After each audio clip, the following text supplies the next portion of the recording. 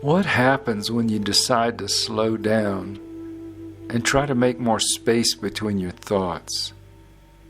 I think what happens is you open up to the raw emotion of life. Oftentimes, this may end up being painful, sometimes uplifting, or even sublime. After the strange, dark, energetic encounter that I had in Sedona last week, I decided to travel farther south towards Sierra Vista. In order to go through the process of releasing some unpleasant physical stresses, I got myself a full-body cleansing, healing bodywork session from a woman named Dina Larson. The level of spiritual clearing that she did for me brought out a lot of stuck emotional energy, but it also opened the doorway to some repressed ancestral issues. After the session, we sat down and we talked for a bit, and I was able to understand more regarding the healing process that was necessary for me to go through in order to clear some emotional baggage. I was also delighted to see a rock labyrinth that Dina and her husband Rick had built around their desert homestead. She recommended I see a medium friend of hers the next day, which I did. Again, this also helped me access some psychic blockages that I wasn't aware of, and I gained valuable insights about relationship issues, past family dynamics, and forgiving and releasing loved ones that had long since crossed over. Most of it was unexpected, as well as a bit overwhelming. For the next 2 days, it felt like I was walking around in bewilderment, unable to feel comfortable or settle down. This resulted in a disturbing bout of vertigo, fatigue, and some despair, all of which became noticeably difficult to manage. During the entire unfolding emotional torrent and the energetic physical storm I endured, I held on to what I had been given to me by my guides after leaving Sedona, to return to a state of raw spirituality.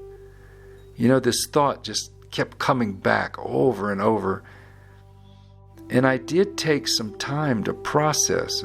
I meditated, I walked among the desert hills, drank in the sunsets and the evening winds. I even appreciated the blessed wildlife that was all around me. And I took the time to listen, to watch, observe, and feel everything as deeply as I could. Weirdly, the vertigo began to grow worse. I was having recurrent attacks out of nowhere, which made it nearly impossible for me to stand, much less walk or drive. Eventually, I looked up a video online on how to do some exercises that are designed to help relieve the symptoms of dizziness, and these were extremely helpful. So much so that I was able to go see the local chiropractor the next day and get an adjustment in my legs and in my neck.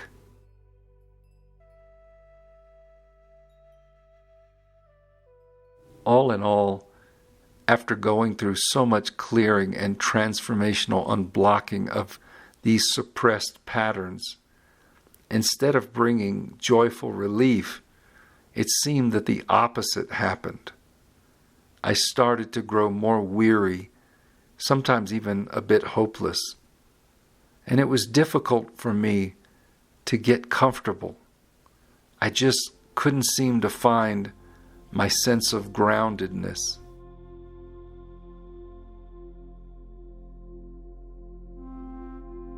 So I consulted the I Ching and received the noble guidance that it was time to leave the area around southern Arizona and begin my journey back toward the Ozarks. Now, I had only just crossed over into New Mexico when I was hit by this nagging feeling, a draw to just turn northward. I made a detour which brought me closer to Colorado. The drive was beautiful. I encountered a lot of grasslands and trees, mountains and high plateaus. It's a part of New Mexico I had never seen. It's a road that goes straight north, right along the border of Arizona. Later that day, I made it to Farmington and was welcomed by a stunning rainbow light in the northern sky. When I saw it, it felt like a sign to me that something remarkable was about to happen. That night in the hotel, I asked the Great Spirit to guide me through the day, to reveal more deeply just what raw spirituality means and how I'm supposed to live it. Well, that's exactly what unfolded. The next morning, everything immediately began to change.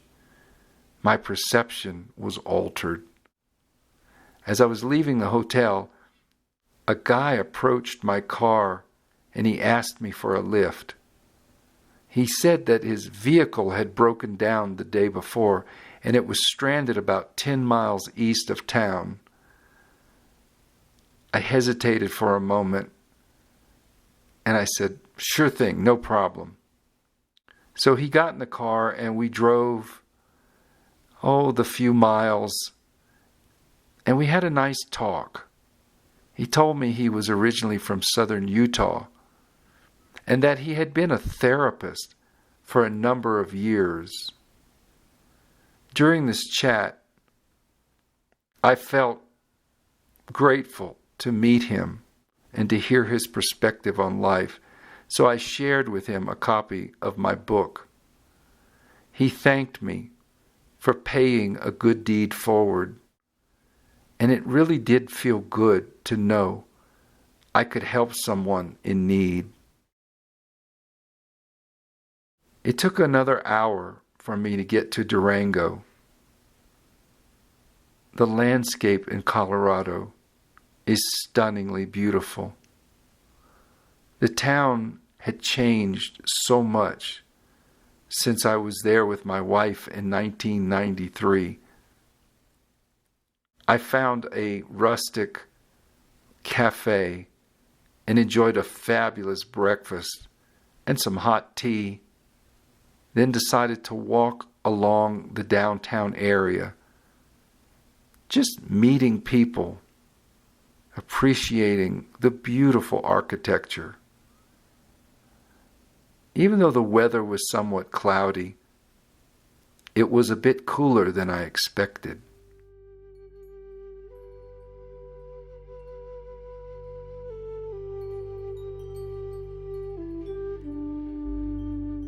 Eventually, I stumbled into a shop called Good Karma. It was really a cool place. I enjoyed seeing it. All the spiritual items, incense, singing bowls, clothing from Nepal and Tibetan jewelry. I even met a new friend there, a charming Tibetan woman named Yangzom.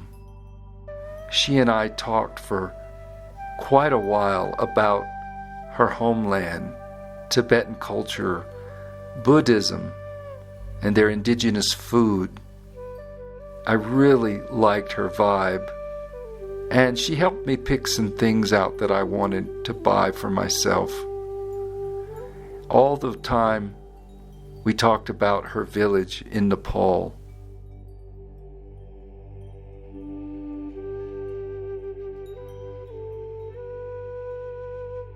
After that, as I was getting ready to drive towards Pagosa Springs, I had another remarkable encounter. It was a homeless couple, and they were living on the street. The guy called himself Roy Dagger, and he had this beat-up guitar with only 5 strings. I asked him to play me a song.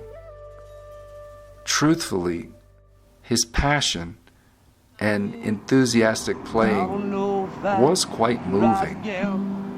He sang an original song, and the words were about unity and peace and oneness.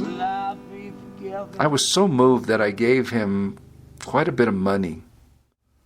He and his newfound girlfriend were so appreciative that we actually stood in a group circle, and Roy sang a prayer. It was a beautiful prayer about trust and gratitude. After that, he and I sat on the corner and we played our guitars together, mostly Beatles songs. When I finally said goodbye to them and began to drive away, it hit me. This was the message I've been needing about how to embrace this unique path of raw spirituality. I realized it's about being dispensable. It's about humbling oneself enough, slowing down enough, just to be able to help others. Helping your brother is what it's ultimately all about.